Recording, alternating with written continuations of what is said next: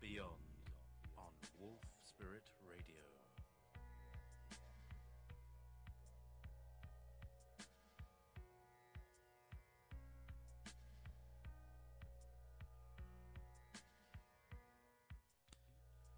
Welcome to Ever Beyond on Wolf Spirit Radio.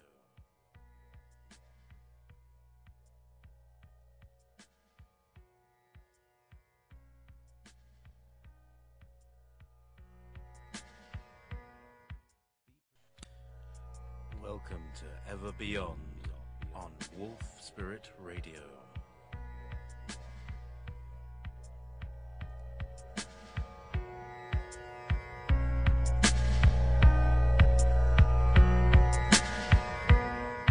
Be prepared to leave your belief systems behind as we go beyond teachers, beyond gurus, beyond duality, ever beyond, beyond, beyond, beyond.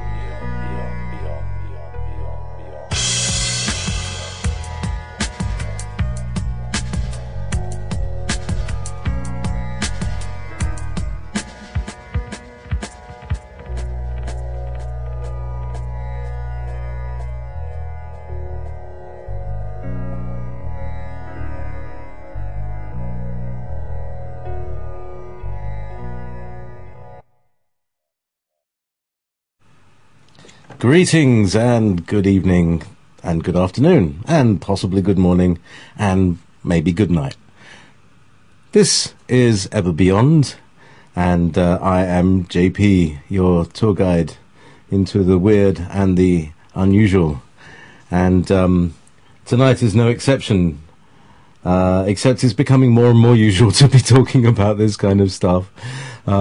We're going to be discussing the dark side. We're going to be talking about the last week. In fact, has seemingly been a week of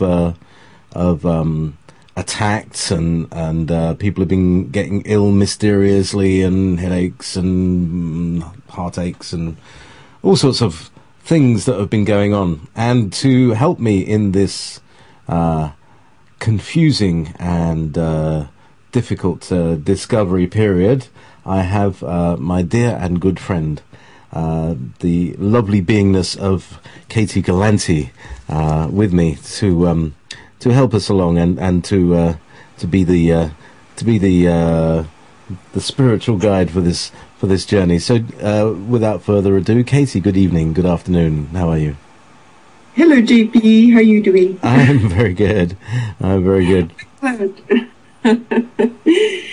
We're doing our usual last minute wing it thing. Yes, yes. I have a very I had a guest who couldn't make it today, and we arranged the other day to maybe cover it. And of course, you know, everything being as it is, it drifted from both of our minds. And anyway, it's great to have you here. And maybe this mysterious guest might mysteriously turn up next week.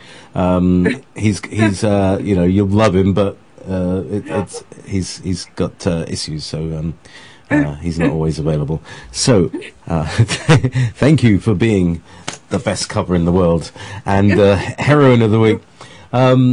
Katie, we've been inundated with weirdness this week, and no doubt you've been with your clients and everything like that. People have been experiencing similar sorts of things. Is that right? Well, just even myself on a personal level, I had pneumonia starting January 4th, and I'm just on the other side of it at the moment, right? So I never got pneumonia before. There was a new experience. Lovely. So it took me a couple of weeks to recover from that. And actually, for anybody out there that is having complications from this strange flu that's coming down, that in my mind, I'm pretty convinced that it's not a normal flu. It feels pretty nasty, okay? After fighting with it for a little bit, I actually went to a good alternative doctor that I see every now and then, and he said 20K vitamin C and homeopathic Drosera, right? Mm. And within 24 hours, it was gone.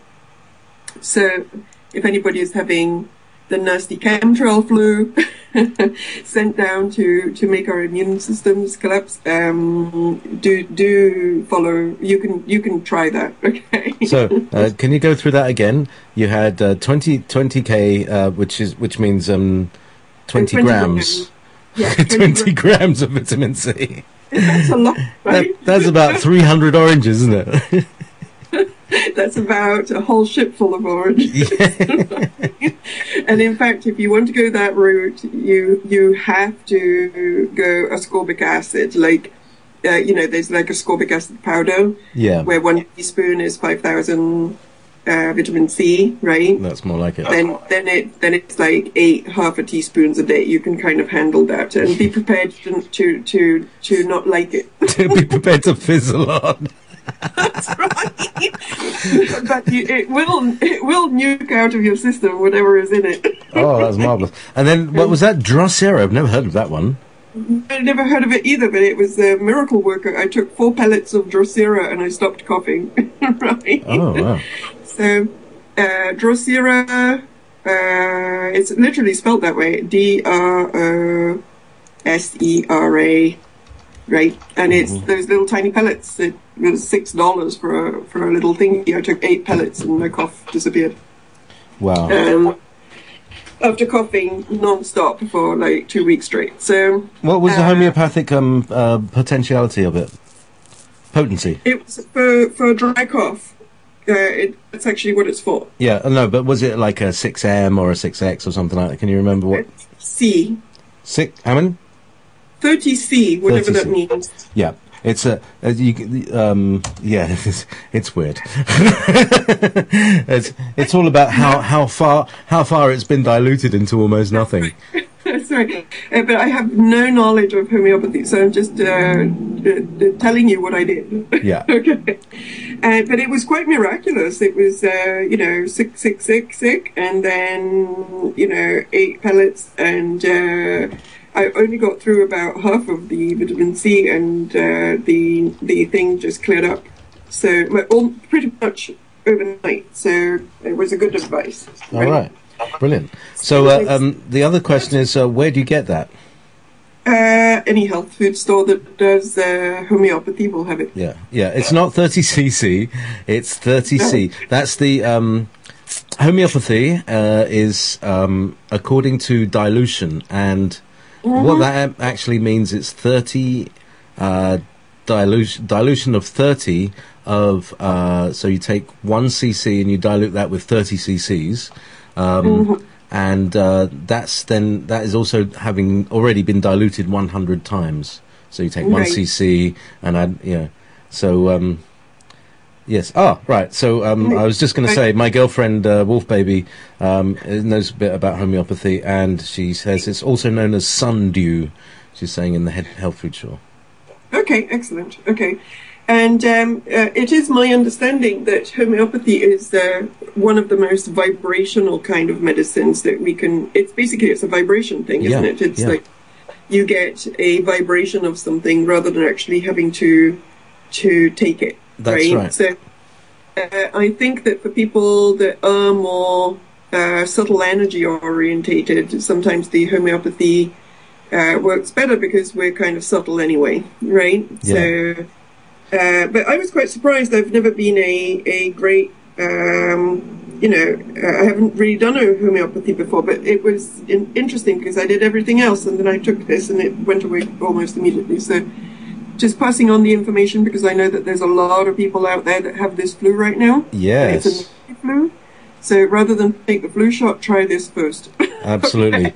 Right. Yeah, I mean, just a thing about homeopathy, because it was originally like the medicine that people used in America. There is almost exclusively, and since the pharma companies started taking hold of the corporation government and creating the corporation government, really. Then it's been phased out because, I mean, it's basically water that carry. You know, we all know that we've seen Emoto's work where you shout at a glass of water and you freeze the ice crystals and they go all over the place and they're ugly. And you say the other one you cuddle and say I love you, and you freeze that and you get these beautiful snowflakes. That's right. So it shows that that water will retain a vibration. So basically, you're taking the vibration of the poison, and then and eliminating the poison itself by holding the vibration. Then your body is able to deal with the vibration. That's right. And also, we are energetic beings, and we are 70% water. So it would make sense that something that is carrying a vibration in water would do well with a 70% based water energy being, right? Yeah. So I'd never really thought about it like that before, but I'm thinking about it now. Good old thinking on the fly. Well, actually, during the last period of, I do think on the fly. during the last the bunch of music that I was playing, I played a tune by the guy from Twin Peaks. Do you remember? Did you see Twin Peaks? Yeah, all the way back in the day I did, yes. All right. Well, there was a guy, his name's James Marshall. He's the, he was the kind of rebel, what's that guy? James Dean kind of figure, who rode the motorbike. Anyway, he got ill, got poisoned by something and turned up at Shari Edwards' door. And was starting to do stuff, but he's also a musician. Anyway, so they worked out a bunch of frequencies that were able to strip away the outer coating of pathogens. So, like the ones that hide in your system. Right. And that's why it's hard to fight these things, because they hide, they stealth. So what this he got all these. They gave him a bunch of frequencies, and he said, "Oh, that's not going to sound nice." Anyway, so he just put the chords together and looped that and played a few solos on top of that, and that's what I played before. And it sounds a little like if you took Little Wing by Jimi Hendrix, snipped it up into little bits, threw the tape up into the air, and glued all the bits back together again. It's got that kind of sound to it, but it doesn't sound like it, if you like. I understand. Yeah. Oh, poor Dolly. She's wishing the health food store was open right now. She's exhausted from coughing, and her ribs and stomach muscles hurt from it. So, I have empathy. I had the same. Yes. I didn't manage to sleep for 8 days because every time I put my head on the pillow, I'd start coughing so hard, and I couldn't sleep. So I just couldn't sleep. It's not a fun flu, but the Drosera helped, and also. The good old cough mixture, at least it knocks you out a little bit. Do you know what I mean? Yes. Oh, Dr. Lysergic's special cough mixture. That's right. Like, when in doubt, knock it out. That's right. That's right. No, Katie put a post on Facebook the other day. I've just taken this cough medicine and I'm tripping out. I said, so, yes, anyway, Dr. Lysergic's acid. Right. So... Well, apparently people take it for recreational use. I read that because I took it and I started seeing things, right? And literally I took one capful of the cough mixture, and then I was like, whoa, the room is breathing, and I'm seeing things out of the corner of my eye. What's going on here? So I went online, and apparently it was like, psychoactive ingredient in the cough mixture. God, what's in it? It was like, okay, well, that's interesting. But within an hour, I was sleeping, so it was okay. That was fun. They had some great dreams. Yeah. But then I decided that it was not a daytime. It was not a daytime thing. Do not operate heavy machinery or drive, yeah. Because those dragons, they'll really mess your head up. So don't give psychic guidance with the cough mixer. A little bit too much high strange in there. Yeah. That's Dr. Very Strange's cough mixture. That's right. Wow. It's quite interesting when those kind of things, interact with people that aren't naturally like psychic or clairvoyant already, because it doesn't really take much to flip that switch, you know what I mean? Yeah. Yeah. Wow. Well, yeah. The the adventures of psychism when you're ill. So, but this is, this is, it's all relevant because, we've been talking about the topic of this show, and essentially, this is what we're talking. This is how we've experienced this last week, and we got a heads up last week also that the powers that be are after the internet radio show hosts this week because of the inauguration. Is it Monday or Tuesday? I think it's Monday. Monday. Yeah. So I'm not 100% sure, but I think it's tomorrow. Okay. So tomorrow something weird is going to happen. I don't know. What happened last time? He signed the Satanic Bible with his blood of a child. That's or right. something. Yeah. Well, the last time,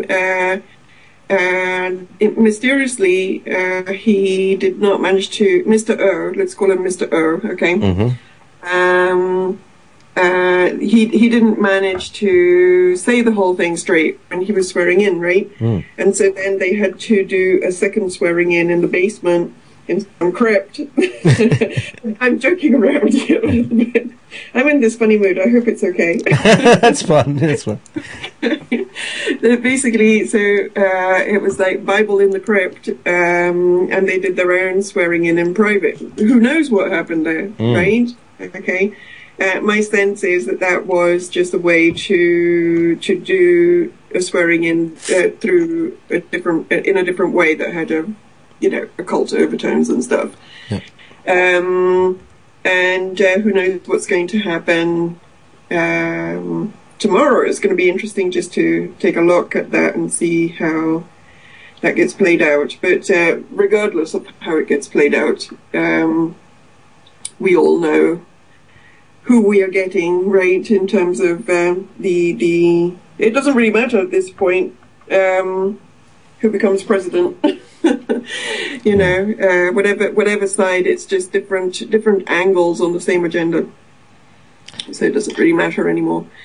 But the thing that I think is more interesting just in general is that it seems that now every public opportunity, and for the past few years, is being used almost like in a ritualistic way. It's almost like every single time there's the whole world or the whole public gathered to either watch something or participate into something, it kind of gets transformed into a ritual of some kind. Through which energy can be harnessed and used, or through which invocations can be made, or whatever, right? Yeah. Okay. Yeah. So whatever happens tomorrow, it will just be some version of that. That's right. Who knows what it's going to be, but it will be some version of that. Okay. It's interesting, Katie, because I was listening to one of the earliest shows that we did together. And this is exactly what you said, maybe about 14, 15 months ago. And you were saying, watch out, everything that happens this year, all these events, the Queen's birthdays and all these things, they're all going to be, the ritualization is going to go full on from there. And you were spot on. Yeah, well, it's been a trend. It's been a trend for a while, but it's been increasing. And I think the time in which I said that was when we were doing the first show on externalization of ritual. That was really That's right. About a year and a half ago, when I just started with you guys, right? I started talking with you guys. I did a show with you and Roger and Dave on the Wolf Spirit Radio bit, and then I did another one with you on these topics at the time. Yeah. And it just seems that this is, I've been tracking these things for a while. I used to track some of these things with Robert Phoenix on his radio show way back when. And if you go to my website, you can listen to the commentary that we did together on the royal wedding, for example. Right. And, it's been going on for a while, and it will continue going on. And even the event with the children, right, that had just happened recently. Yep. that too is just more of the same. Okay. And in fact, it's kind of interesting that it seems that right now the pattern is a shooting and then a public ceremony and then a shooting and another public ceremony, right? And the shootings, if they actually exist, because now it seems that if you look at some of these shootings, I'm not even sure that they're actually really happening, right? It seems that some of them are actually staged. So, but whatever they are, those are another form of ritual also, okay? Now, the last shooting is a little bit more worrying in terms of the, there's events that shape policy, all right? And I'm a little bit concerned about this last one because it really is shaping policy. They seem to be very adamant now about going after the Second Amendment, or at least changing it significantly, right? It seems to me that they're kind of trying to go after the First Amendment as well, because just like it happened after 9/11, whoever questioned 9/11 was not patriotic and anti-American, right? That's right. And now whoever questions the last shooting seems to be disrespectful of the memory of the children, right? Oh, yeah, that one. Yeah. And so there's been things said, even on the news, of that they're considering going after people that post about certain things on social media, right? And since we're all posting about all these things on social media, that's not good, right? They're talking about us. Yeah, it's like it's not nice when on the news they talk about you. Yeah, it's the last thing you want to be talked about on the news. Yeah. You want to be on a nice current affairs show or something like that. Yeah. Meanwhile, yeah. So let's roll back a couple of these things. Oh, one of the things was the Sandy Hook event. Mm-hmm. Let's call it an event because we've now discovered that there's a company. Oh yeah, thank you very much. Yeah, nice one. Have I been cut right off? Maybe. No, I'm still on there. Well, maybe we better not talk about that Sandy Hook event.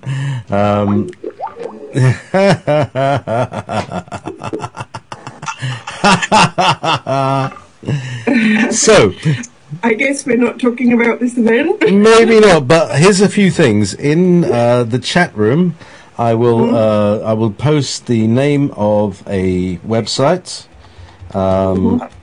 Yes, I think .org. I think that's the name of the website, and that's a company that stages shooting events, stages crisis events. Yeah, I've seen that. Mm-hmm. That if you want a group of people to look upset and pretend to talk to fake news cameras, which turn out to be real news cameras, that you can hire these people. They're for hire, and they have their lives, and the whole family does the job. The father is the father of one group, and the father, and then it turns out that the president gets photographed with one of these actors' children, wearing the same dress that she posed in a couple of days ago. It's just so. I mean, are people really like this? Do they? I suppose it's the emotional value of that put down, which is we got to be respectful for the dead. Yes, absolutely, and also, unfortunately, I think there's something slightly more sinister about this, because the whole thing about things being staged, right, and various things about actors involved, it's almost too obvious, and then you have to ask yourself if they're not clumsy, these people, okay? Like, these guys, they're not stupid and they're not clumsy, right? So why would they produce an event that is basically littered with clues all over the place that it's a fake? you have to think about that. And so I thought about it, and I have a feeling that it's a way, because they're doing kind of like a two-punch thing. On the one side, they've littered this thing. They've either done a really poor job, or they've just littered it with clues that people like us are going to pick up, right? Yeah. Okay, and then on the other hand, they're also kind of going after the free speech thing by saying, it's disrespectful to talk about certain things, and they're closing down some YouTube accounts, do you know what I mean? And they're doing all sorts of stuff like that, and saying that, kind of demonizing the quote-unquote conspiracy theorist for disrespecting things and so on. So, but at the same time, they're drawing out the conspiracy theorists with all of these clues, right? Mm. So if you think about it in those terms, it's almost as if they are pulling out the people and then hitting them with a big stick. Yeah, breadcrumbs. So they're kind of pulling out the people that would comment about these things and then shutting down their YouTube channels, or who knows what next. Do you know what I mean? Yeah.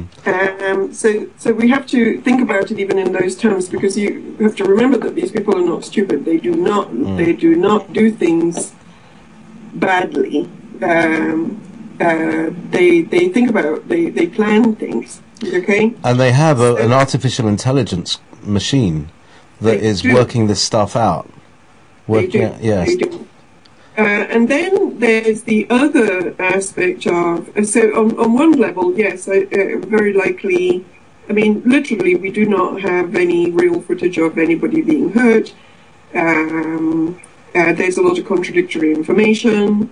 There are clues that some people may be actors, although I think some of that is also being blown up. There's a person, I don't really want to do the names thing, so I'm not going to mention names, but I'm just going to say that there's somebody out there that is actually putting out a lot of this information about actors, and if you go and look at his website, you find that it's absolutely ridiculous, the kind of people that he thinks are involved. Oh yeah, I've seen that guy. Yeah, he's a little far-fetched, and he may be part of this. There may be a fake alternative media scenario going on here. Do you think that's? Absolutely. I'm just on crisisactors.org, by the way. Statement from Crisis Actors. We are outraged by Florida Atlantic University Professor James Tracy's deliberate promotion of rumor and innuendo to link crisis actors to the Sandy Hook shootings of December the 14th, 2012. We do not engage our actors in any real-world crisis events, and none of our performances may be presented at any time as a real-world event.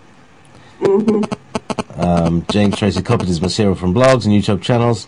It's obviously that these sites pander to followers who only need rumour and innuendo to carry out such a relentless hate attack against the Sandy Hook community, as well as crisis actors. Yeah, so you see what I mean? Yeah. You see what I mean by the two-punch thing? That's right. So it actually causes people to be alienated from the from people who are speak or trying to find the truth out. Absolutely. And also, remember that, again, just like 9/11, what they do is that they create something that feels like a horrific trauma, right? Yeah.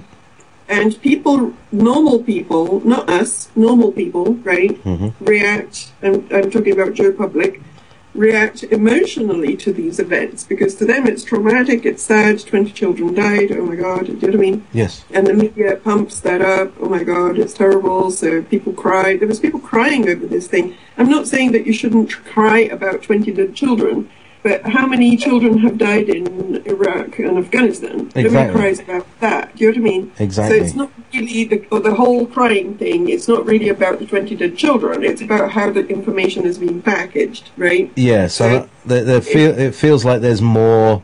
There's subtext or other subliminal information that is being sent through the TV, through these news reports, that is causing people to really deeply emotionally take it on. Absolutely. And then, but why do they want people to emotionally take stuff on.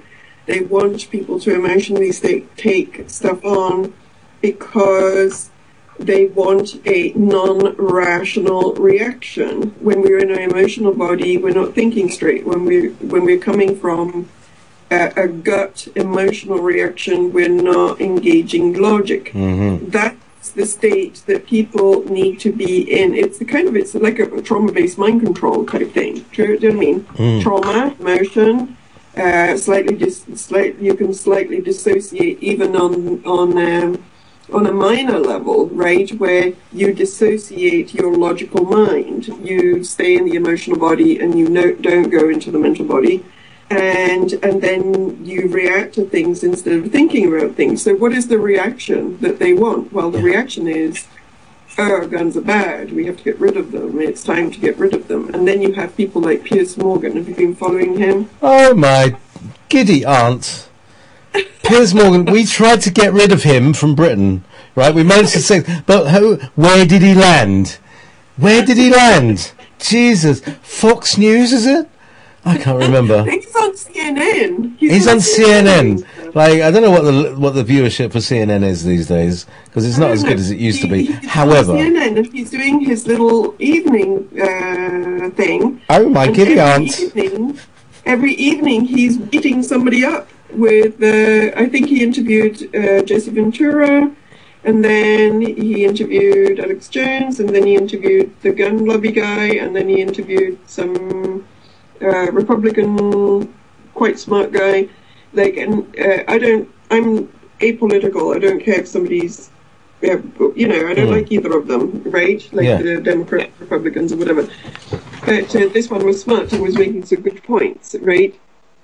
But basically, Piers Morgan is one of the public opinion shapers at the moment, in the sense that he's going after people that are trying to defend the Second Amendment. Okay. Yeah. And he's going after it with very emotionally manipulative arguments, right? And accusing people that are in any way pro Second Amendment to be, again, disrespectful of the dead children, etc., right?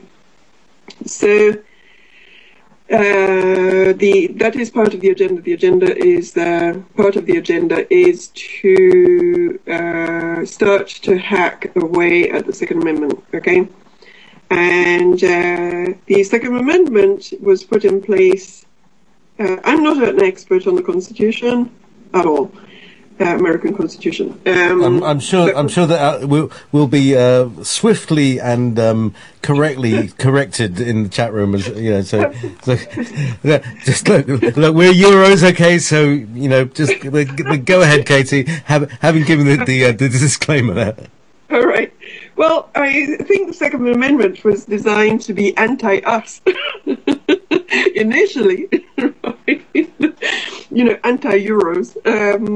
But basically, the idea was to prevent the possibility for any kind of tyranny to come in by having a population that was not disarmed, right? Yeah, well, I remember there's something about a well-armed militia.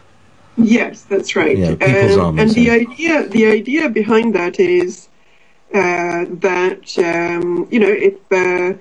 if you have a government that gets out of hand, if the population has means to defend itself, then that would help to make sure that didn't happen. So the idea behind it is almost like a safeguard against things going bad at the government level. Okay? That's right. It's, they're known as checks and balances, and it's a really, really good idea. It's really, really good idea, except when you've got a bunch of really clever evil people who, over many generations, erode the knowledge and wisdom that holds this thing together in the first place. And that seems to be what's happening. And the only people that you get who know about this kind of stuff are the Alex Joneses of the world, who are really angry And of course, they're not going to get through, because, oh, look, he's a mad, angry guy with guns. Too extreme, right? The position is presented. It's not too extreme, but it's presented in too extreme a way. But I tell you, there was one group who I believe are the possible saviors of this situation, and I believe that's the First Nations. Because they've, we've experienced a few people here. We've got Gerald Whitehorse Standing and Seven, who really know the law, they know the Constitution, and they know all this stuff. And I think really these guys are going to be the saviors of America.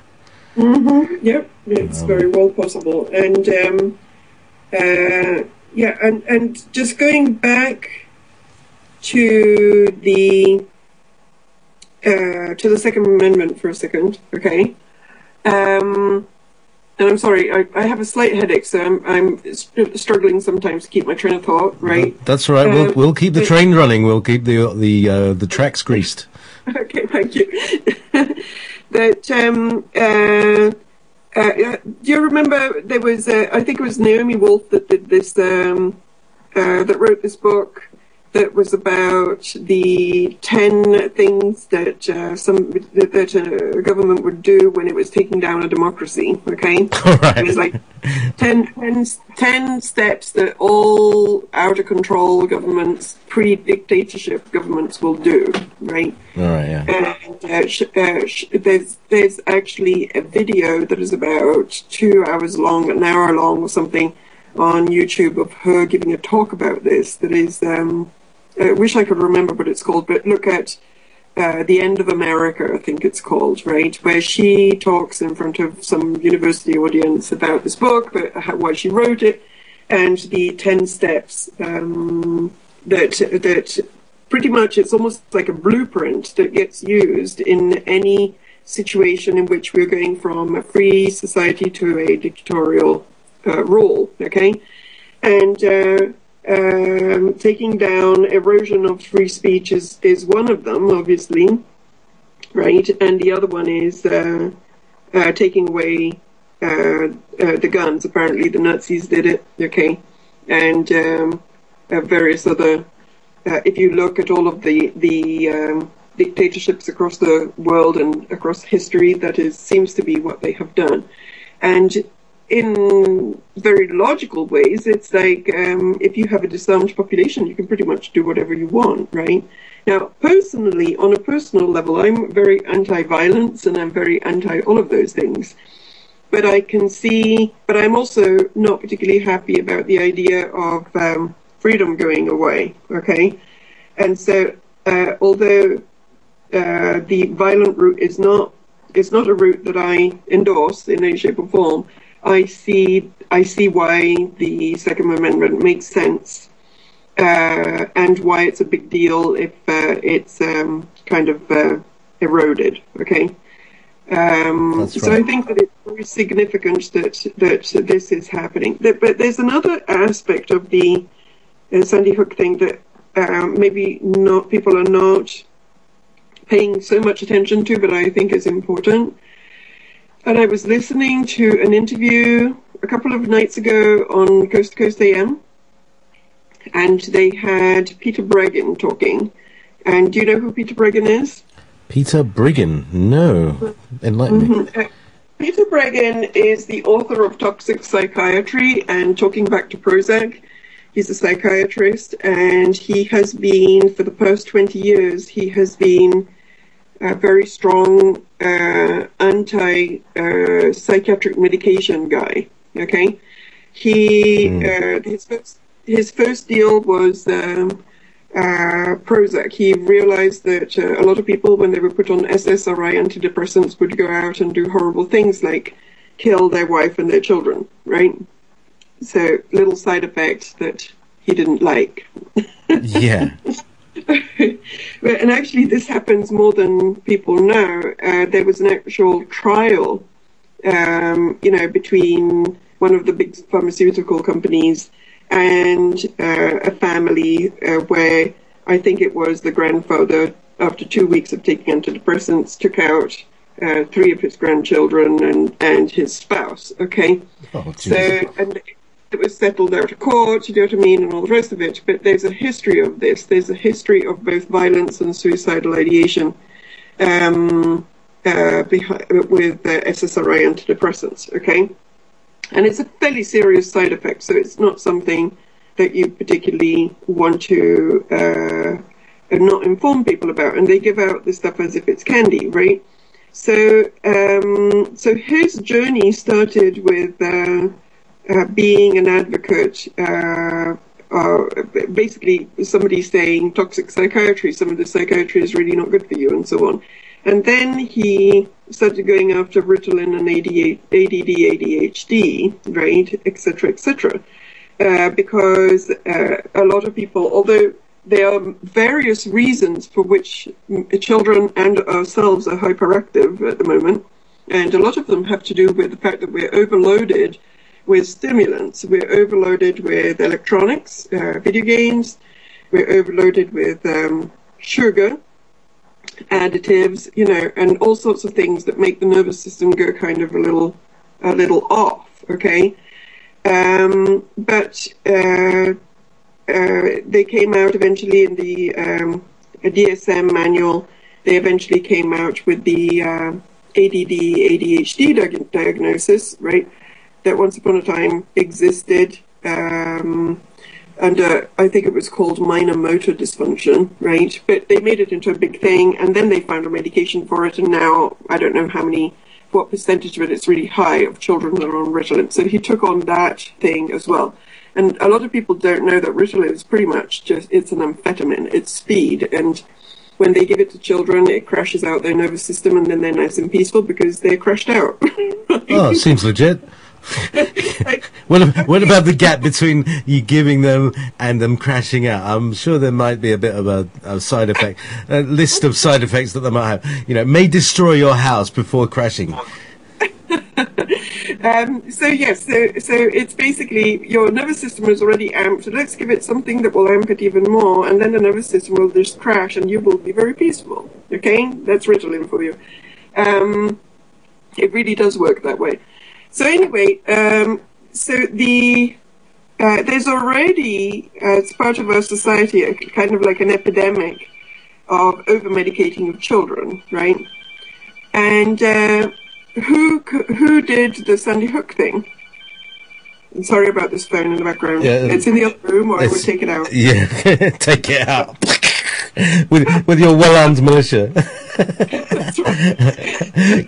This is what happens when Euros move to America. They buy guns and they shoot things. Hey, I can have a gun. Look at that, yeah. I don't know. Do you hear many gunshots? I mean, I actually hear quite a lot of gunshots because I live on a country estate, and people shoot poor innocent animals on the estate that I live on. You know, just as a disclaimer, I have no weapons. It's just a figure of speech. No. Okay, so. I'm just teasing you. Oh, bless her. I'm going to go back to my original question. Right. Meanwhile, who, in theory, according to the story, did the Sandy Hook shooting? Oh, right. A person with a psychiatric condition, a young person with a psychiatric condition, right? That's right, and they find this photo, right, where he's looking down and he's really, really shy looking, like that kind of really introverted kid that stabs his parents in movies. That's kind right. Of thing. And also, I think he had a diagnosis of autism. Again, if it is all true, and how somebody that is autistic would go out and do something like this is, if you actually understand autism, it doesn't really make a lot of sense. But the angle that is being pushed at the moment is that they have to do mental health screening for everybody, right? Now, this mental health screening for everybody is an agenda that has actually been on the table for a while, because already in 2003, 2004, the Bush administration had started to put forward some law proposal, like a proposed bill or proposed law, for doing mental health screening very early, like in kindergarten or school. And the idea was to be able to catch mental health issues very early so that then they could be, quote unquote, medicated appropriately, right? Yeah, or groomed to become politicians. Or groomed to become politicians. But there's an even more concerning thing here, because as that law was being proposed at the time, and I'm guessing that this is just another way to get something, you know, that they don't stop until they get what they want, right? No. It's like if they propose to a certain law and it gets stopped and it doesn't go through, 2 or 3 years later they'll repackage it in a slightly different way and they'll try to feed it to you again, okay? Same stuff, different wrapper, yeah. That's right. So my sense here is that we are getting this mental health screening law is well, I don't know if it's going to happen, but they're definitely trying to get it to happen. And the nastiest part of this mental health agenda is that we're in danger of having a mental health police state. That is pretty much what happened in Russia, right? During the USSR. If there was anybody that was, a pain in the backside to the system, they would say that there was a mental health problem, and then they would get tucked away somewhere. Been doing that for years in Britain, quite openly. That's right. look at most of the Queen's relatives. That's right. But then there is the even more concerning thing, that is that the state and the schools become the ones that decide about medication of children, right? So mental health becomes a state and school issue rather than a parent issue. So if you have a child that, for whatever reason, they decide that has a mental health, that is going through this mental health screening system, you as the parent are no longer the one that is in charge of deciding what happens to your child. The school and the state are the ones that have the authority to ask for your child to be medicated. And guess what happens to children that do, to parents or children that don't go through with that? Well, then we have the usual child protection services come in, right? And we all know, well, I don't know if your listeners know this, but in general, child protection services are not very protective at all. They're not very nice. They're not a very nice body, and they often take away children that shouldn't be taken away. And then you can have all sorts of conspiracy theories as to what happens to these children anyway. Okay? Yeah, but we won't mention Jimmy Savile. We won't. We will definitely not mention that. So can you see that there's like a multiple agenda being stacked here? Okay. Oh, yeah. And the mental health screening thing is not nice because it basically, if you have a society that is straitjacketed right from age 3 in a chemical way, that does not look good for humanity. And in fact, I would say that out of everything that is going on right now, is one of the things that concerns me the most. The gun control, I mean, it's not a good sign that this is going on, but in some ways, we don't stand a chance against the other guys, even if you do have a gun. You know what I mean? That's right. I mean, they have so much other stuff that exactly. Really, let's be real, okay? Right?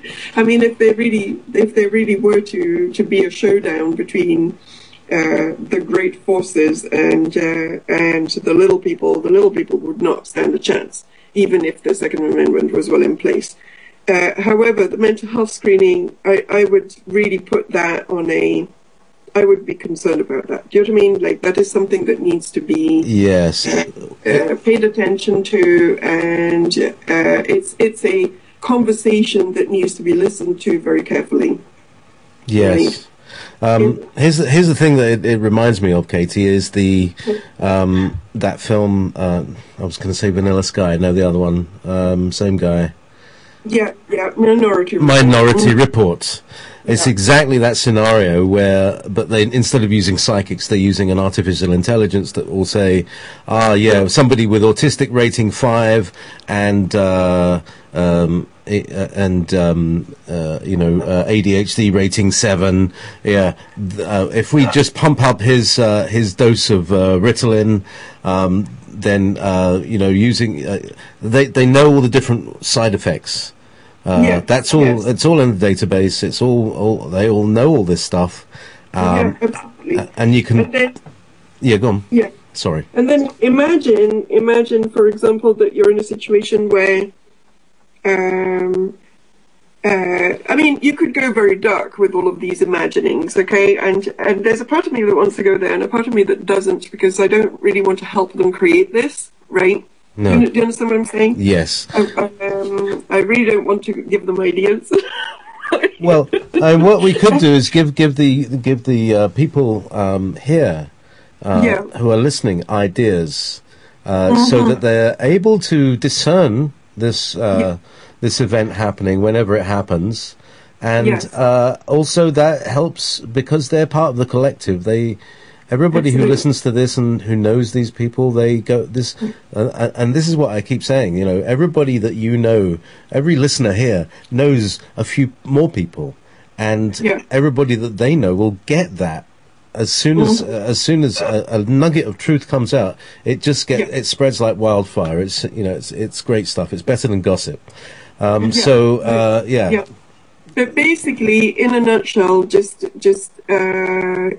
be careful of any kind of mental health discussion and mental health laws, mental health conversations that come out at the moment as a result of this, because they are meant to be a chemical straitjacket on society. Okay.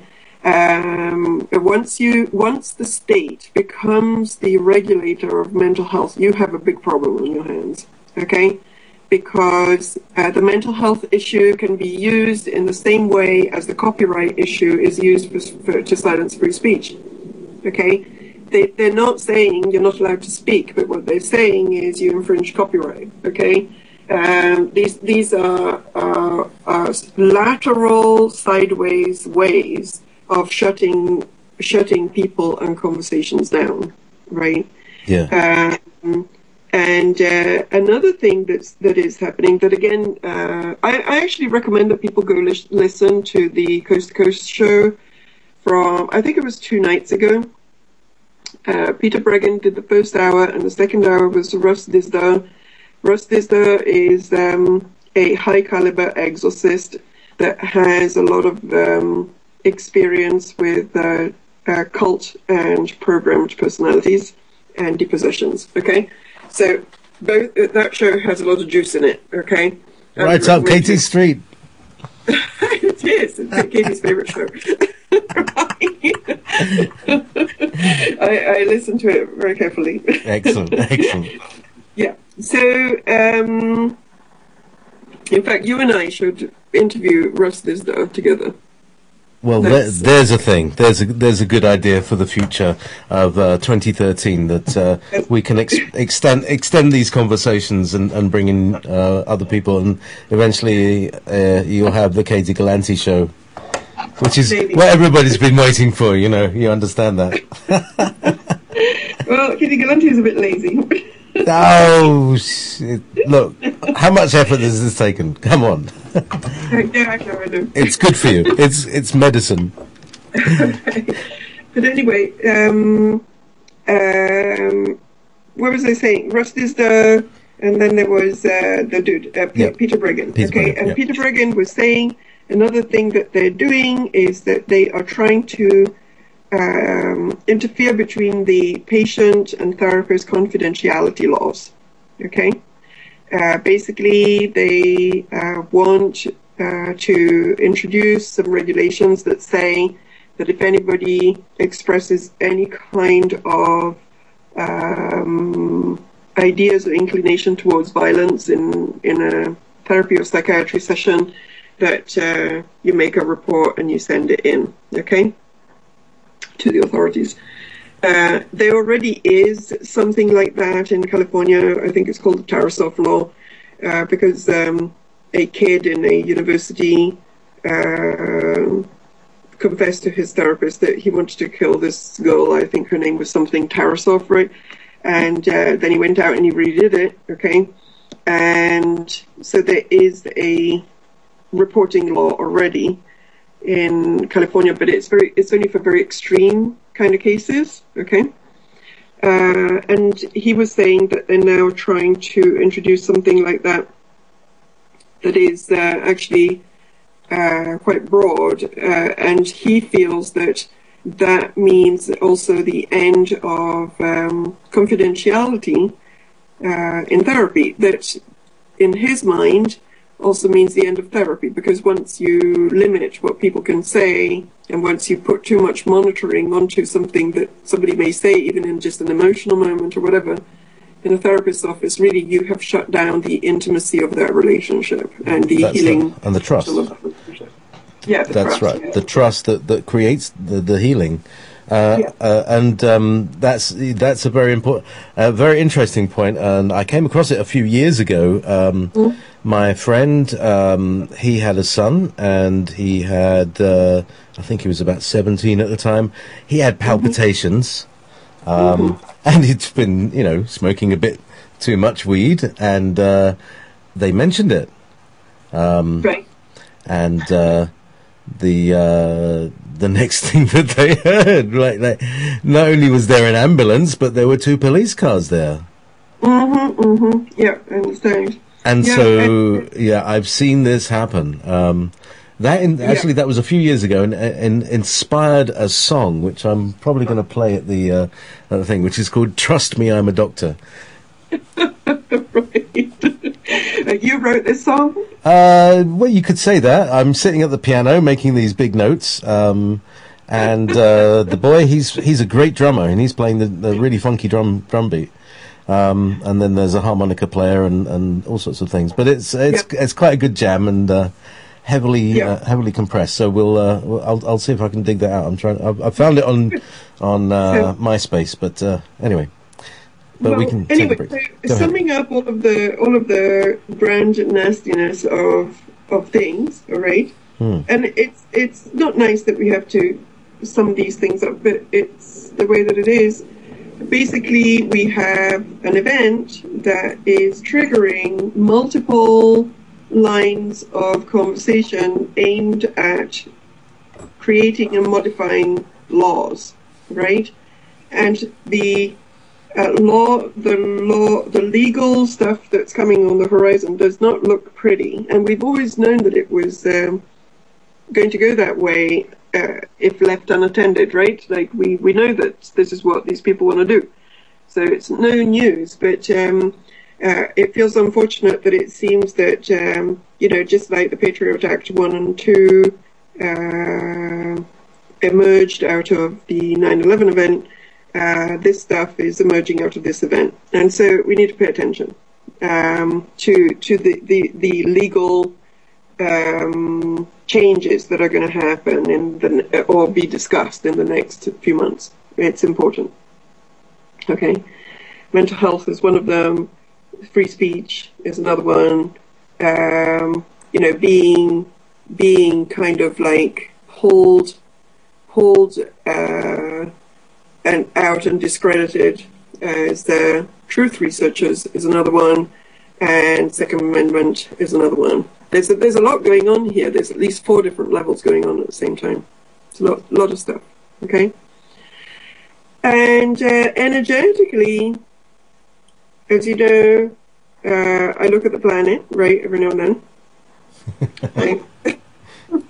That's what I look at it. A quick askance glance. That's right. And so I looked, right, in the middle of pneumonia. My look, pneumonia and cough syrup do not help the looking. The looking is not so clear under those circumstances. But basically, uh, the pneumonia-tinged, cough syrup-tinged look showed a wobble on the grids that wasn't there before. Okay, so that is definitely, it means that these things are having an effect, basically. And as you know, the future is constantly shifting, right? Which is a good thing and a bad thing at the same time. It's a good thing because it means that we can always change things. And it's a bad thing because even if we change things, that doesn't mean that we can then sit down and twiddle our thumbs, right? So, we have at various points in the past 10 years made great progress as far as the planetary energy is concerned. And then at various points, that progress has been taken back by other steps that the quote-unquote friendly opposition has also made, okay? So we make one step, they make one step. Then we make another step, and then they make another step, and so on, okay? So the good thing is we always counteract what is occurring. The bad thing is, even if we do so, we can't then just sit back and chill, because they often come along and do something also, okay? So a couple of months ago, the planetary energy looked really, really good, okay? And right now, there's a wobble on it. So we need to definitely pay attention to what is happening. And as planetary workers, we need to focus on shifting any darkness and fear and mind control type energy that is being downloaded to some degree onto the collective grids, okay? So that's the energy bulletin report on that. Okay. Thank you for that. So, Katie, it's about the top of the hour now, and so I'd like to actually put this track on, because it was he told me the story, and then we played this. And so here we are at midnight. This is Studio 9 Jam. I won't reveal any names, of course not, just to protect the ones who might have been smoked. Anyway, here we go. This is going to be Trust Me, I'm a Doctor, and enjoy that. This is Ever Beyond with JayPee. Trust me, I'm a doctor.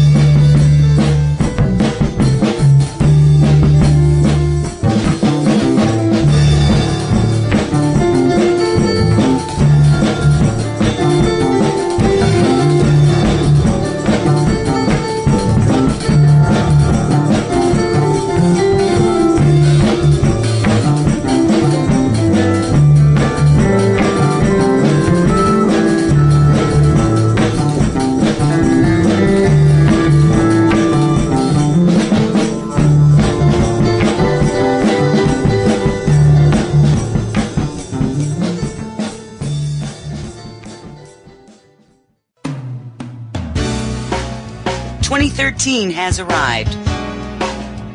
This is the year for you to achieve whatever you set yourself to accomplish. I've been assisting people for over 30 years with their questions, clearing blockages, as well as developing their strengths and uncovering their paths. Log on to journeyswithrebecca.com and click on the appointment tab to book your session, all at a special price.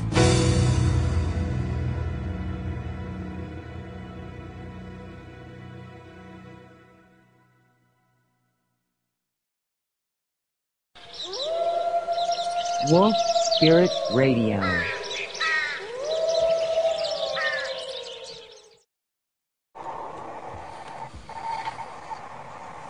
And welcome back to Ever Beyond.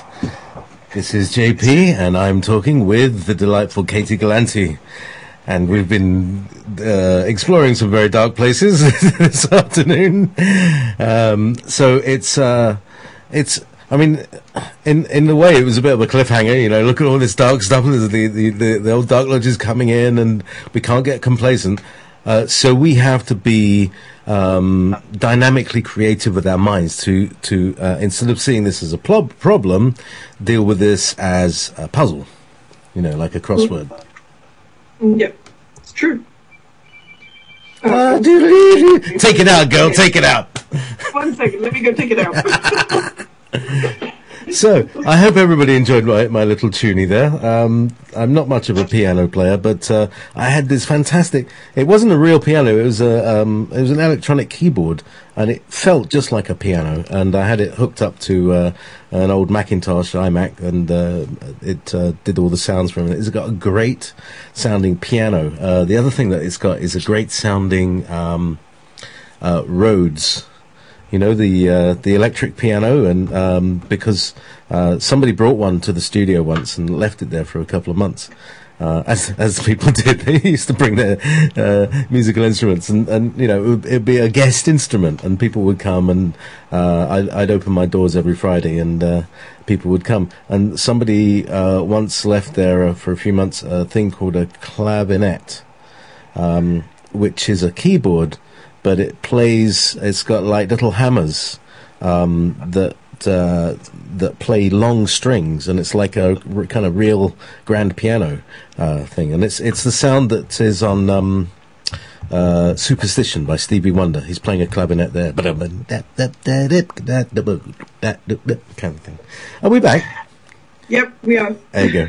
So anyway, I was blathering on about keyboards and how much fun they are. All right, sweetie. So, what I was thinking, okay, creative solutions, okay? Now, there are several kinds of creative solutions to everything. And some of them are energetic, okay? Because in a lot of ways, this is an energy issue. Because we, there's dark energy that we're trying to counteract in some ways, okay? So, and obviously there's the awareness, so if you spread awareness about certain things, that helps, and various forms of activism that various people are involved in, and so on and so on. And I'm sure that if the problems escalate, then there will also have to be an escalation of the solutions, right? But hopefully we won't get to needing to go there. And for the moment, one of the things that we can do is to make sure that our own personal frequency vibration is high, okay? And make sure that we are clear and receiving clear information. And then, which means, that our energy fields are clear, that our chakras are clear, all of those kind of things, and that our immune system is strong so that we are not vulnerable to the various viruses that are coming down, right, and so on. And then also, the more we are activated and awake and energetically clear as human beings, the more we remember and activate our own multidimensionality, right? The more we can energetically influence some of the things that are going on this planet. Okay? That is what somebody that is a planetary healer does, for example, is to energetically influence and clear and remove energies, right? And we can all do those kind of things in our own way. And the more we are connected to Source, because Source, should we all agree that there is a Source, and Source is the biggest energy? Is it bigger? Is it bigger than the Pleiades solar system? Then Yes, I think is so. it bigger than Hunab Ku? I want your machine. Where's your machine? The one Oh, that- it's Hunab Ku. That one. No, it's not hooked up at the moment. Actually, oh no! because I'm in the middle of moving, so I'm using as sort of really basic. I tell you, Katie, this $500 microphone is being strapped, literally, with a piece of duct tape to a block of wood that came from the bottom of a pallet. That's my mic stand for tonight. That's how professional I'm being. That's great. I like it. We don't need to do things. That's right. It's what do you call it? Rustic. Powerful. No money and only energy, and we can do it. Yes. Yeah, absolutely. And that's the thing, really. I mean, we may be given all these dark scenarios and oh, gold, they're all going to take us over. What we have to do is, the first thing we have to do, remember, it's all in the mind, It's all like somebody's trying to convince you that this is a real thing. Somebody's trying to, the only thing that convinces you it's a real thing is when you're in the here and now, and yes, there's a gun pointed in your direction. You've got to deal with that. But Yes. all other scenarios are off the table, aren't they? Well, they are, and even if you have the gun pointed at your head and you die, what happens? Well, I just get delayed a bit. Delayed a little bit, come back in another body, right? Yeah, exactly. It's so you have to reincarnate. Okay, well, you can always walk into somebody that's already incarnated as well. somebody's not using their brain so much. Somebody that is like, you know what, I'm tired of being here. I can do with the rest, right? It's time for my soul to leave. That happens all the time, and so you can just, come back. It's like a Stephen King movie. You can't get rid of us. You come back. There's always the second wind, right? That's right. So, but all of this joking around is to say, as tragic as things can sound sometimes, really, it's nothing is permanent and nothing is unshiftable. And in some ways, none of this exists in the first place. And I know that can scramble some people's brain, but it's a good thing to keep in one's awareness when one starts to become a little bit too doom and gloomy and a little bit too concerned and a little bit too worried, right? That, go to the end, to the possible end scenario, and the end scenario is something that we can all survive, and thank God for reincarnation, right? Okay, so the energies are things that can be influenced, and in a lot of ways all of this is just the thought forms coalescing into reality, right? It really is. It's like thought forms becoming reality. So what is all the media all about? It's about creating thought forms and seeding thought forms that can crystallize into a reality that is the one desired by the friendly opposition. And so thought forms are energy. Thought forms can be worked with at the collective level. The thought forms actually sit on a grid that is like the collective mind of humanity. They can be worked with, okay? Dark energy can be moved, and it's like because things are energetic, they can be shifted, they can be changed. Okay, so Yes. and ultimately, we are all here just in a body having an experience, and ultimately, even if we're all here together, we're also all living in our own little world. It's like we're of the world and not of it, right?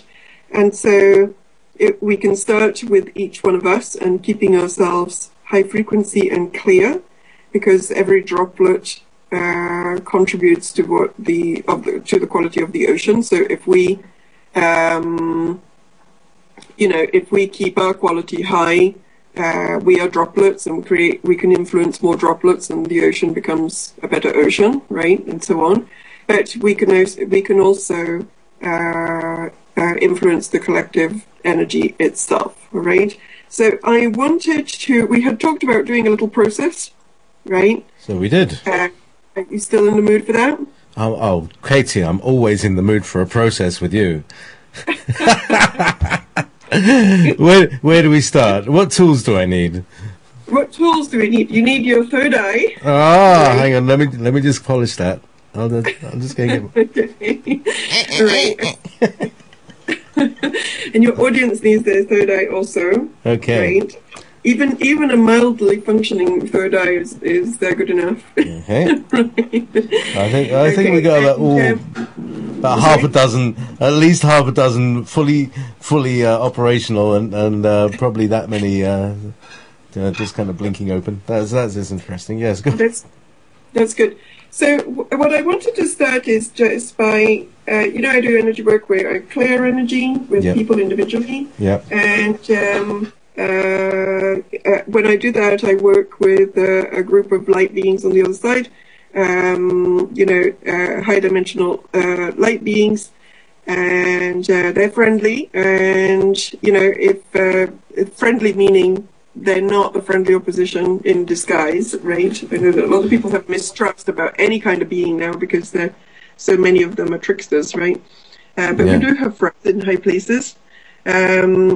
So I wanted to start. So, Katie, before you start, I should have done this during the break, but sure. I need to drop you and pick you back up again. It won't take a second while I do that. I'll just bring her back in there because of that annoying little kind of. Okay, Katie, can you give me a count to 5? Sorry. Oh, that's lovely. Okay, so you were getting a kind of interference with the signal, and it made it difficult. Okay. So that's now you're absolutely crystal clear and wall to wall. Okay. So, and we're on the air right now. And you're back. Okay, good. All right. So, if anybody listening or in the audience is not comfortable working with any kind of light being, don't. Okay. It's free will, and if you're more comfortable with just working with Source Direct, that's fine. If you want to work with your higher self, that's fine. Okay. So I work with my light beings, and you guys can join in with that, or you can do your own thing. Okay. In terms of assistance of other energies. Okay. Does that make people feel a little comfortable? I'm always a bit careful about things like this because people are a bit touchy about certain things these days. Okay. Yeah, I think just going down. I think I don't see any opposing energies. So. Well, basically, do what you're comfortable with. If you're not, don't do it. Okay. Do your own thing. But if you are comfortable, it would be nice if you could just close your eyes and relax and breathe in white light into your body. All right. And breathing white light actually helps the body to relax and helps the body to go into a deeper state. So literally visualize white light going with your breath into your nostrils and filling in the whole of your body. So that all of your body is bathed with white light. All of your cells are bathed with white light. And you can see the white light almost filling you up as if you were a silhouette, so that your arms are filled with white light, your torso, your chest, your head is filled with white light, your tummy is filled with white light, and then your pelvic area, your thighs, your knees, your legs, your calves, your feet, even your toes, all filled with white light. And then as you breathe deeper, you start to connect with your heart chakra, that is the center of your being, and feel the white light going and clearing your heart chakra. Your heart chakra, it starts to pulse. It starts to pulse, and as it pulses, it releases and it clears. And as it does that, because it's the center of your being and it's plugged into all of your other chakras, it will slowly start to make all of the other chakras also spin and pulse and clear. And we're getting a little bit of help with this so that everybody gets, if they're open to it, if they want it, they can get a bit of assistance with clearing their chakras and clearing their field and bringing in high level light into their body, into their energy field, into their channels and meridians, and anything that no longer serves them can be released and or transmuted. Okay? And feel the vibration inside your body becoming higher. Feel the flu leaving if you have it. Feel nice homeopathic remedies coming in to take care of anything that is ailing you physically. Feel the body heal and relax. Feel the mind heal and relax. Feel your spirit heal and relax. And feel the heart chakra pulsing even further. Pulsing and opening, pulsing and opening. And as it does so, it starts to radiate like a sun. As it radiates in all directions, beautiful light, your energy field expands. The energy field also clears and becomes beautiful and as wide as it can possibly be and as clear as it can possibly be. And from this state, connect with the highest aspect that is you, that is for the highest good for you to connect with at this time. Feel a line of light going from your heart through to your crown, the top of your head, and the line of light going out, out, out, out into the higher dimensions and connecting with the highest aspect of you that you can connect with at this time, and that is for the highest good for you to connect with at this time. One that you're ready to connect with. And for some of you, that may be even the source energy. For some of you, it may be your soul. For some of you, it just may be a higher dimensional self. And for some of you, it may be all of those. And allow for the connection to occur. And allow for whatever energy it is for the highest good for you to receive at this time to start to make its way towards your heart chakra, towards your third eye, towards your crown, towards your DNA, towards every molecule within you, so that you can integrate this energy and bring in higher knowledge, higher knowing, higher energy, higher vibration, higher beauty. And remember that it's all you. This is you just expressing more fully, becoming more whole, and as a result of being more whole, also being more empowered and having more awareness, even of skills that you may have had in other lifetimes, other places, other times, other realities. Remembering that you're not just a physical being, but you are a multi-dimensional being. And as a multi-dimensional being, you can see and change and shift much more than you ever thought that you could. All is energy, and many of you already know or have known at other times how to interact with energy and change it and shift it with your mind. And see at the moment your DNA and feel it almost like expanding. See your DNA blowing up as if you're zooming in with a microscope, and you're blowing it up into your inner screen, into the inner screen of your mind. And look at your DNA and see within the DNA any codes that need to be switched back on that were off. Switch them on. Switch them on now. Know, trust your higher self knows which are the ones that you're ready to awaken. And also, if there's any codes in there that need to be switched off or that are damaging to you, or there's mutations in your DNA that shouldn't be there because they've been interfered with in any kind of form, either by the food that you're eating, or the air that you're breathing, or the energies that you're receiving, ask for direct intervention from Source in shifting these mutations or switching off these codes so that they no longer interfere with you and your growth and your development, okay, as a being. And as you do that, see the DNA becoming like gold. See the DNA in all of its multiplicity, because it's not just a physical entity. And see it radiating and receiving light from Source and activating to its full potential at this time.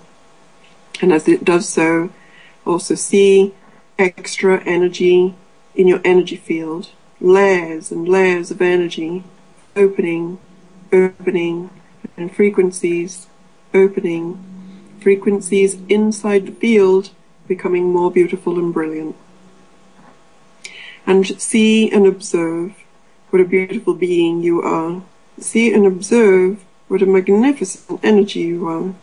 See and observe how much multiplicity, not bad multiplicity like multiple personalities, but multiple streams of energy there are in your field. You're a complex being.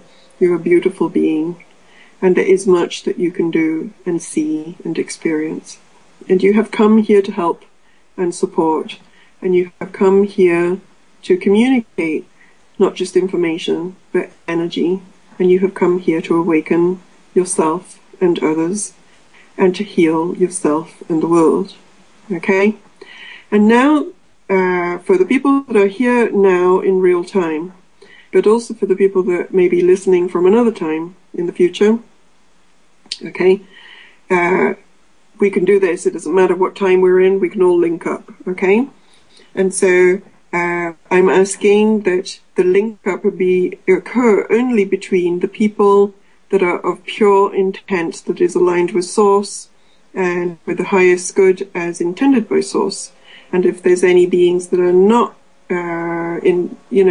orientated in this way, that they be not allowed to link up with us at this time. But for all the ones that are, we can energetically link up for the just for the time of this meditation. After we're done, we can unlink. It's a free will thing, okay? And that these energies, we can imagine that we're making a circle across the world. A circle across the world, not just as a planet, but as an energetic being, including all of the consciousness grids of humanity.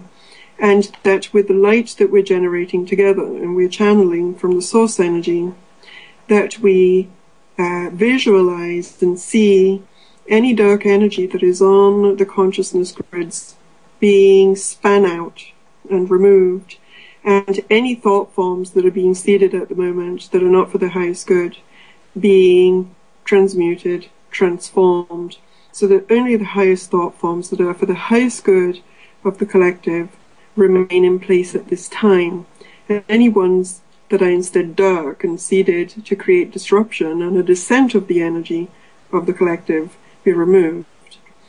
And we can spend a moment now just visualizing a spinning cleanup of light going through the grids, and you can literally see them as grids of light across the planet, and cleaning them up and cleaning them up and cleaning them up until these grids are gloriously radiant and beautiful, just as beautiful as your energy field was as you were cleaning up your own field, okay?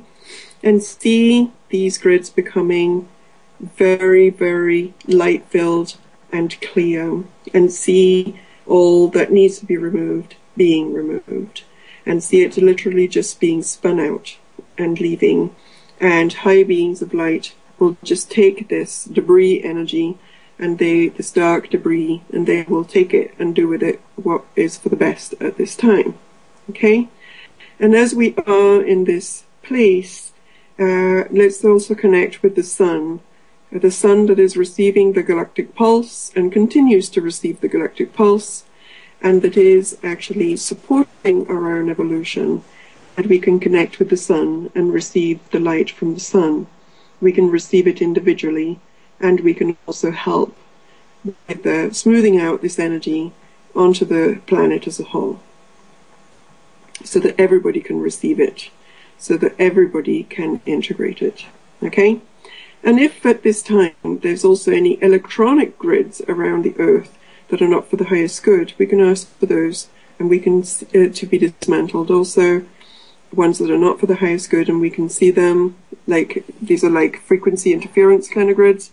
We can see them not broadcasting what they're trying to broadcast. Okay, and if there's anything out there that is designed to weaken any people that shouldn't be weakened at this time, we can ask for that to be deactivated also.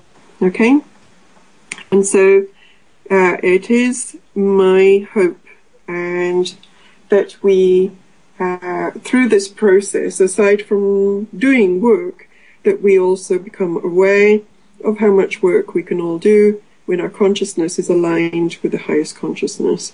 Because, as you can see, it's easy to move things around when you are appropriately connected. Okay? And so it is. And so it is. That's great. Thank you very much, Katie. Now, you must be exhausted. I'm not exhausted, but I need to go home. Yeah. So we've also brought in Andrew Bartis, who's a presenter on Wolf Spirit Radio as well of the show A Psychic's Tale, and Andrew's been battling the astral fields. How have you been, Andrew? It's been a tough couple of days here. They've really rolled out some really negative people in the last 5 days. I mean, I was listening to some of Katie's meditation, and it's wonderful that you're able to bring that on air and help people clear out.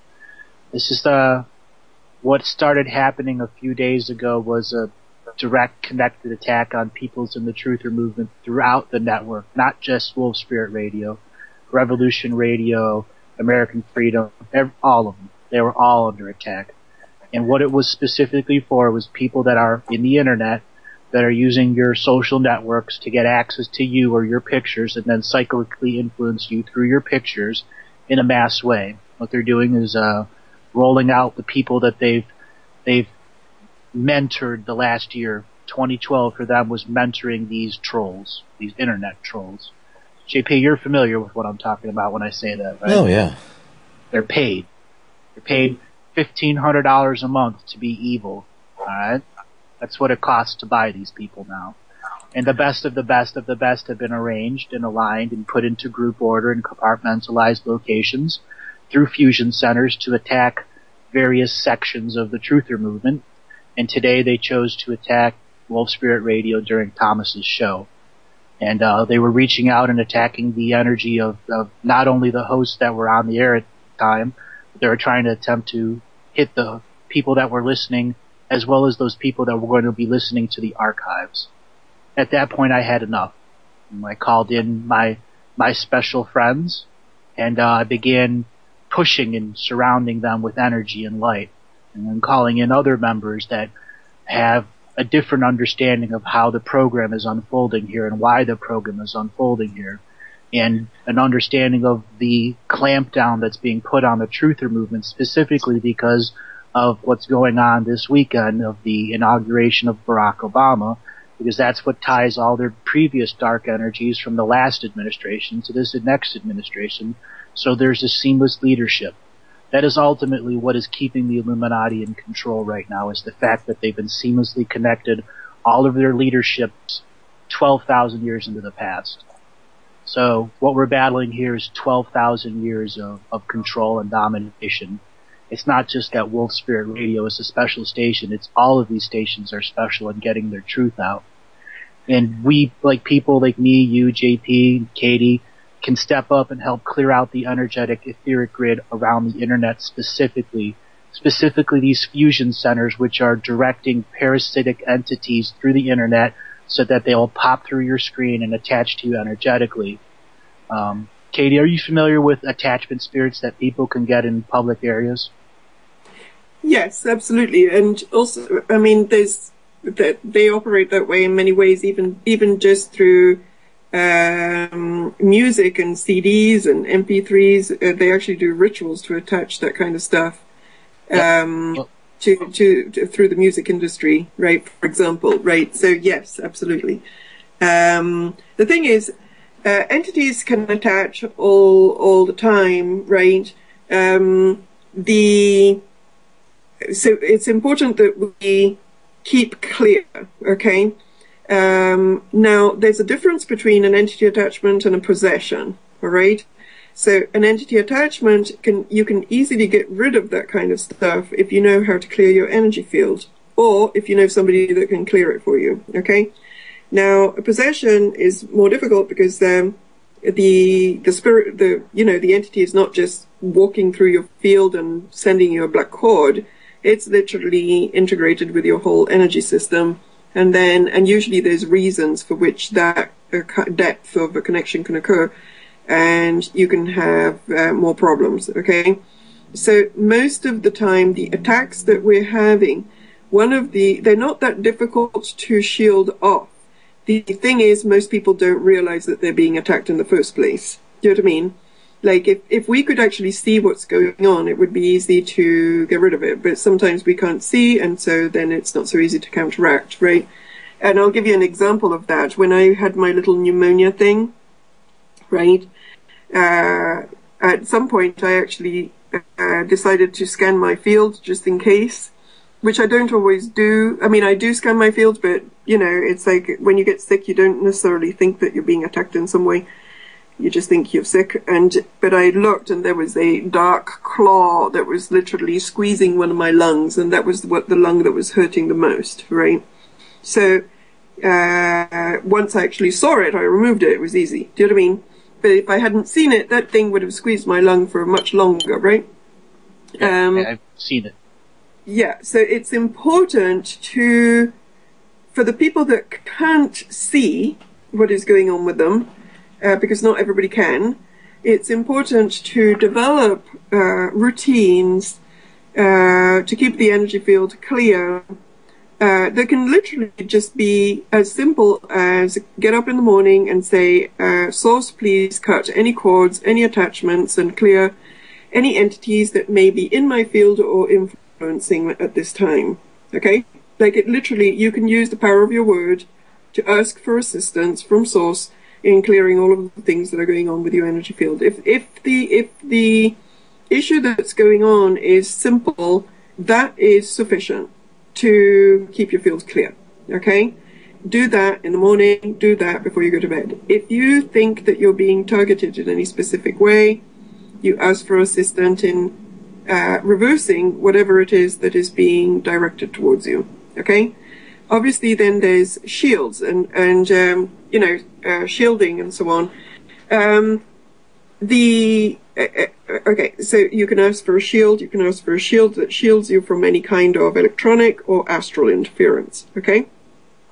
Now, regardless of all these things, sometimes you will still have somebody come through your shield, or, do you know what I mean, or some kind of attack that will go through. And usually that happens because there's a vulnerability of some kind within the person. And the vulnerability within the person is there because of karma or stuff from past lives or prior agreements or a fear program that is running. Do you know what I mean? Like, if you're very scared of these beings, they can get in. Because your fear gives them permission to come in. All right? So one of the things that everybody has to understand is that we do have 100% ownership of our own energy field by spiritual law. Okay? Spiritual law says this energy field belongs to me.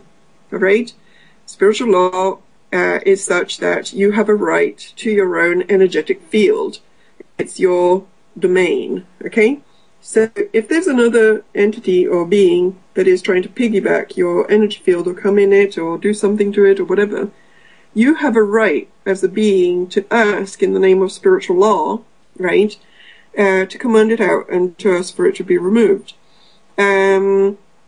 Ask for the energy of source direct to come and do the work if you are not certain about what you're doing individually. When I did this meditation, one of the reasons which I took people into their multidimensionality is to make people realize that energetically we're actually more complex and a little bit bigger than what we think that we are. And when we do that, we can connect with our expanded self, of which source is the most expanded version.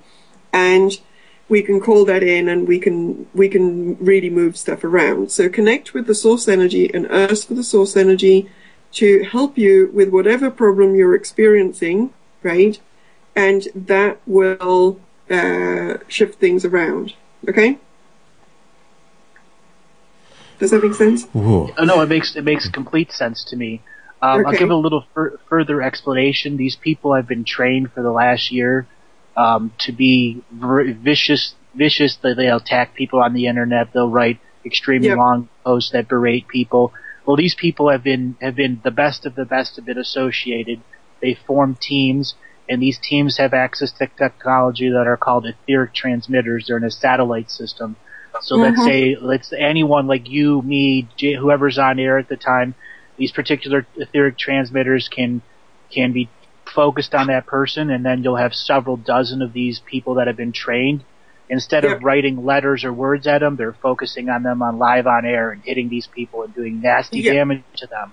Absolutely. Well, I'm talking right now, and I have a circle around my third eye, and I've had it for the past 20 minutes, okay? So I know exactly what you're talking about, okay? But just to give you an example, do not get scared, okay? Do you know what I mean? Don't get scared. I mean, we took care of these all day today. That was the story that I want to bring out. Absolutely. And it had to come from a state where we understood we cannot be violent back to them, because that would just trigger a response 10 times more. Absolutely. So but also, go ahead. This is a good example. Can we use this as a teaching example so that we can... Absolutely. That's why I came on air. Yeah, that's good. All right. So, let's say that you're doing something and you're being energetically attacked, because even the technology, it's still energy, okay? Right? Even if it's technology, it's still energy. It's just technological energy, but it's rather than psychic energy, but it's energy, right? So you can still shield against even that kind of stuff. All right? It's not that you can psychically shield only from psychic energy. You can psychically shield from all sorts of things. As long as it's energy, you can shield from it. All right? So at the moment, I'm feeling a pressure around my head that actually started just before I did the show, so it was probably happening right from the get-go. Okay? Now, one of the things to do is bring source energy into the body, right? At the moment, because it's around the head, I'll bring it into my third eye. And then you charge the third eye, blast it out, and push out the energy that is that is interfering. And eventually it breaks. Okay? And I've done this before many times. Eventually, if you do this for long enough, the energy breaks. You can literally feel it kind of shatter around you. Okay? So, that is just in the example of just me right now, etc. But in general, there is always something that you can do to counteract any of those kind of things. And if you understand that, then you do not open yourself up through fear. Okay?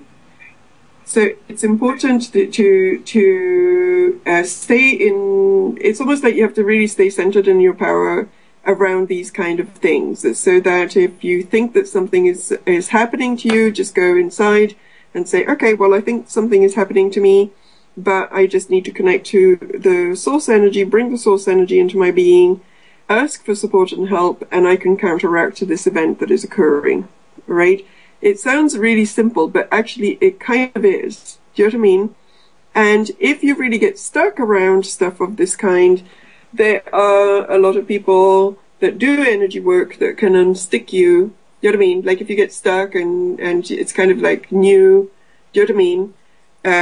Territory for you to have to deal with these kind of things energetically, then you can go and get somebody to help you so that you get unstuck. For example, some months ago, I had the people from Truth Frequency Radio that came to me because they were getting attacked energetically left, right, and center. We did a whole bunch of work, and then they were good to go, right? So it's like things are not as complex and as difficult as we are made to believe. We're not powerless.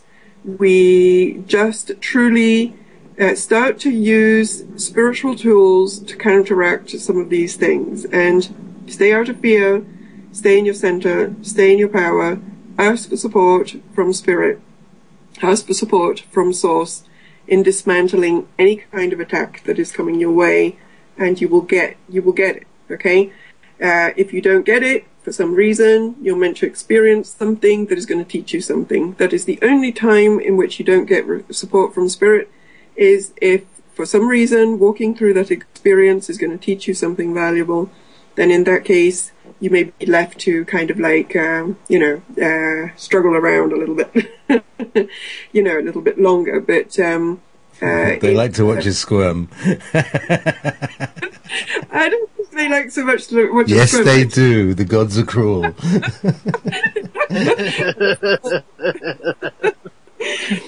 Yeah, that's a belief. That. But yes, unless there's something that you need to learn from something, right, you will always get support. Okay. Yeah, I think it's like I'm jaded because I've had so many of the latter kind rather than the. It's like, oh come on, surely now. No, okay. Well, and you know why, right? Yeah. Why? Because I'm God's joke. No. No. By the way, similar experience on this end sometimes, right? That this is, all jokes aside, this is a time of very intense karmic clearing for a lot of people. Like, a lot of people are clearing out a lot of really old experiences. And when Andrew was saying that we are now up against 12,000 years of history, he's right. Okay? And not just world history, we're also up against 12,000 years of our own history. Okay? Because a lot of us have encountered all of these beings before. A lot of us have been incarnated in Atlantis and in Egypt and have already gone through these experiences before. Okay? And some of us have encountered these same beings before. Some of us have encountered these beings even before the 12,000 years when we were on Orion. Do you know what I mean? And so we have karma with these energies. We have trauma with these energies. They killed me several times. I remember all of them. They were not fun. Okay? And so sometimes we re-encounter a traumatizing energy so that we can clear that trauma out of our own experience. And so it's always like this, isn't it? It's like we have this story that is going on, and it's a planetary story, but there's also an individual story, and there's also a soul story. And the soul story is the one that we truly are living. The planetary story in some ways is just the backdrop of the play, right? And so sometimes we go through, it's almost like we have to walk through an experience that's very similar to something that we already had, where we do get victimized, or where we do have an encounter with a dark energy, or where we do have an encounter with something that is persecutory, right? And the purpose for that is so that this time around we do it differently, so that this time around we don't get scared, so that this time around we don't allow ourselves to be dismantled or diminished or disempowered, or that this time around we don't get hateful towards that energy, right? Because that happens too. You have a traumatizing experience, then you become hateful towards that energy. if you become hateful towards an energy spiritually, you're not progressing. Okay, so it's about overcoming something without hating it. All right. So some people are re-experiencing polarizing and painful things so that they can move beyond them and not turn hateful or not turn fearful. And this is the karmic and soul aspect of the collective story, right? So this is why sometimes you will have the experience that is not so great because you're trying to get a different outcome. You're trying to learn to do it in a different way. Well, that's great, Andrew. Because we're coming towards the end of the show, and it's been absolutely brilliant, Katie. And thank you for squeezing that last burst of energy out. Yeah, literally. I feel I'm channeling right now. Yeah. A tube on top of my head. Andrew, how's your tube? It's quicker by tube. There's the tube going through my crown chakra right now. So, yeah. It's a good tube. It's not a bad tube. Right? It's fine. All right. So it is coming to the end here, and I'm going to let you guys close out. Okay. So I'm going to say goodbye to your people, to your lovely people. Right. Well, thank you so much. To the next time.